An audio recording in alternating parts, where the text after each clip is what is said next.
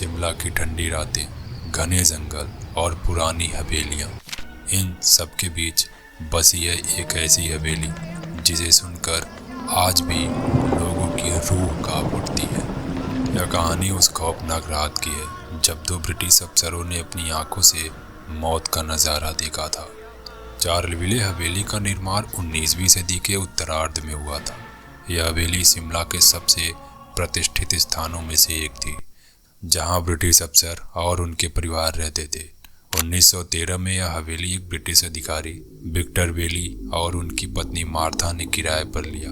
उन्हें बताया गया था कि यह हवेली काफ़ी पुरानी है और इसे लेकर काफ़ी अफवाहें भी हैं, लेकिन उन्होंने इन बातों को अनसुना कर दिया और हवेली में प्रवेश कर गए। रात का समय था। हवेली के चारों ओर घना कोहरा फैला हुआ था। विक्टर बेली और उनकी पत्नी मार्था ने पहली बार हवेली में कदम रखा। हवेली की बाहरी हिस्सा टूटा फूटा और पुराना था, लेकिन अंदरूनी हिस्से में लकड़ी की सीढ़ियाँ और बड़े झूमर उसकी भव्यता दिखा रहे थे। चौकीदार ने बेली को पहले ही चेतावनी दी थी, साहब, रात में अगर कुछ अजीब महसूस हो तो बाहर मत निकलिएगा। यह हवेली पूर्णतः तरीके से शांत नहीं है। पहली रात अजनबी छायाएं। रात के 11 बजे जब बेली और मार्था अपने कमरे में आराम कर रहे थे, तभी बाहर से किसी के कदमों की आवाज आई। टक टक टक। बेली ने दरवाजा खोला, पर सामने कोई नहीं था। उन्होंने सोचा कि यह उसका भ्रम होगा।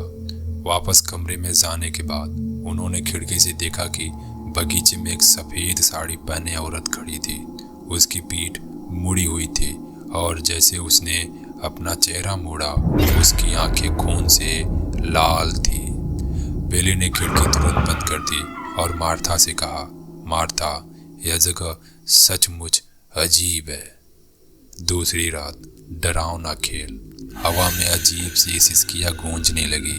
सीढ़ियों पर कुछ गिरने की आवाज आ रही थी। बेली ने कैंडल लेकर नीचे जाने का साहस किया। जैसे ही वह सीढ़ियां उतरने लगे, उन्हें महसूस हुआ कि उनके पीछे कोई चल रहा है, लेकिन जब उन्होंने पीछे मुड़कर देखा तो उन्हें कोई नहीं दिखाई देता।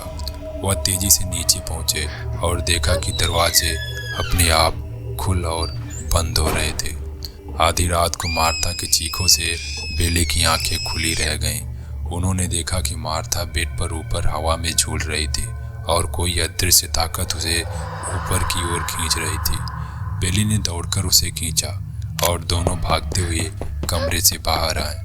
जब वो सीढ़ियों के पास पहुंचे तो उन्होंने देखा कि सफ़ेद साड़ी वाली वही औरत अब सीढ़ियों पर खड़ी थी।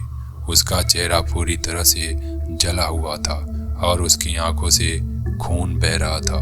उसने एक भयानक चीख मारी और हवा में गायब हो गई। बेली और मार्था ने रातों रात वह हवेली छोड़ दी। जब उन्होंने चौकीदार से इसके बारे में पूछा तो उसने कहा, यह औरत उस जमाने की है जब ब्रिटिश अफसरों ने उसकी हत्या कर दी थी। वह आज भी न्याय की तलाश में यहाँ भटकती है। चारलविले हवेली अब भी वीरान पड़ी है। वहाँ कोई जाने की हिम्मत नहीं करता। कहा जाता है कि रात के समय वहाँ से आज भी चीखने और चिल्लाने की आवाज़ें आती हैं। स्थानीय लोग कहते हैं कि जो भी लोग वहाँ गया वह या तो पागल हो गया या कभी वापस लौटकर नहीं आ सका। क्या आप भी इस भूतिया हवेली की सच्चाई जानने का साहस करेंगे? यह फैसला आपका है, लेकिन याद रखिएगा, चारलविले हवेली में कदम रखने का मतलब है अंधेरे और डरावने रहस्यों का सामना करना।